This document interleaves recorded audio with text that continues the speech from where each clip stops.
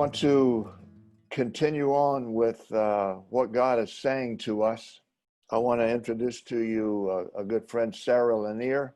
You might have heard from her on a book that she's written called Foreign to Familiar, where she talks about how cultures around the world fit into two basic categories. What do hot and cold cultures look like?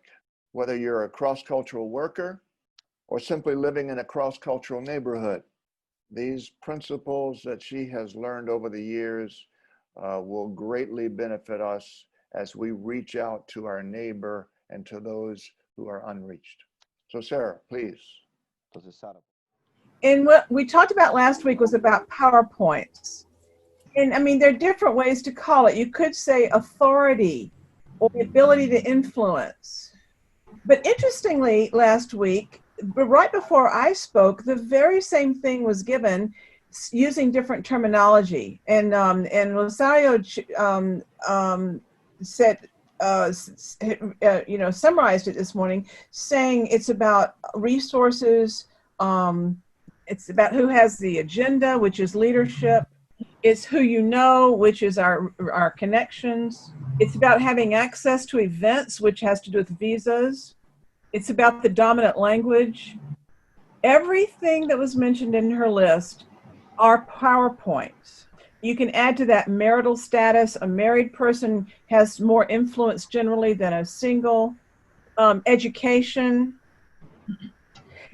So there are varieties of lists of power and what gives us the ability to influence. Jesus had to deal with these dynamics himself. He found he had no PowerPoints in Nazareth because he was known as a kid in Nazareth.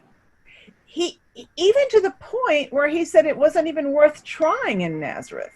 You know, he literally recognized there were certain human limitations. And so there is a systemic thing going on in humankind that has been there forever, having to do with the way we look at another person. It's very strong in our mission.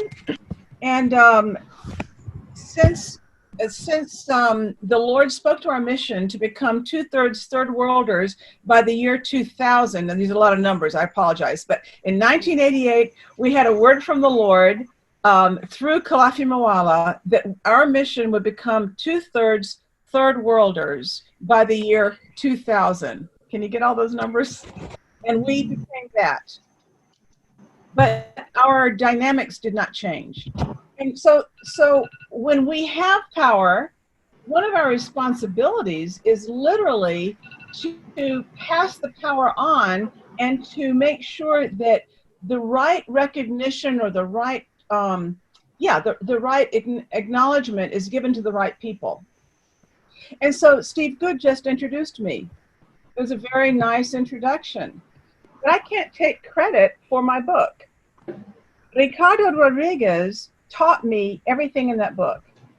Yes, I grew up in the Middle East. I speak other languages, but my understanding of culture didn't begin until I was in a position of weakness, living in Chile and not being able to speak the language. And when he was in law school, he took a course on culture, and they taught him about hot and cold climate cultures. And the whole time I was in Chile, he had amazing patience with me. And when I got ready to leave, he said, "Sarah, I bet you wonder why I have spent so much time with you."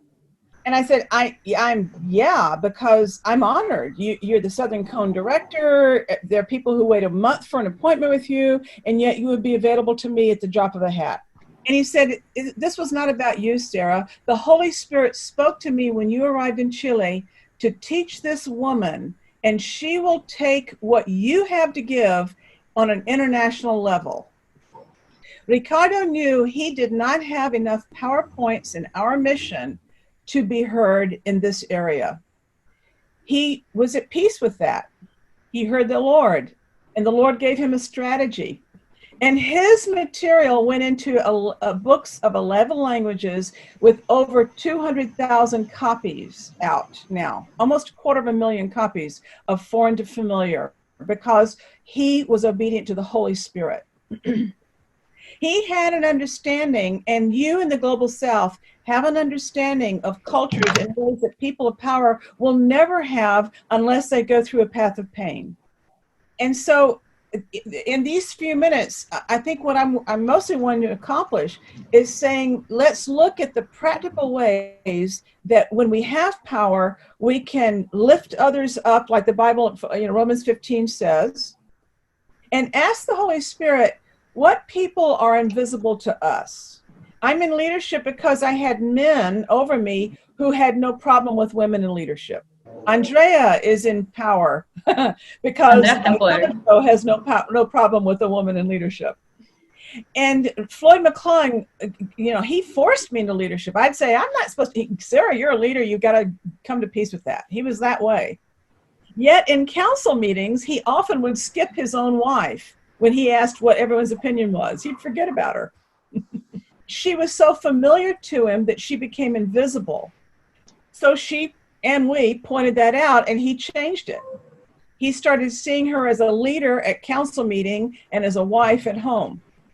But eventually, when David Swar's book on PowerPoints comes out, there'll be more, hopefully more detail to look into. But in the meantime, I think that you can talk among yourselves, what can we do to be heard and to extend our influence? And what can we do to help others who are not being heard? And make sure that when you introduce one person to another person, you are looking to make it possible for them to hear each other. Don't introduce someone as, this is my good friend and she has something to say. But rather say, this is Andrea and she is the director of this work in Argentina, and she has this many years of experience in this particular area of expertise.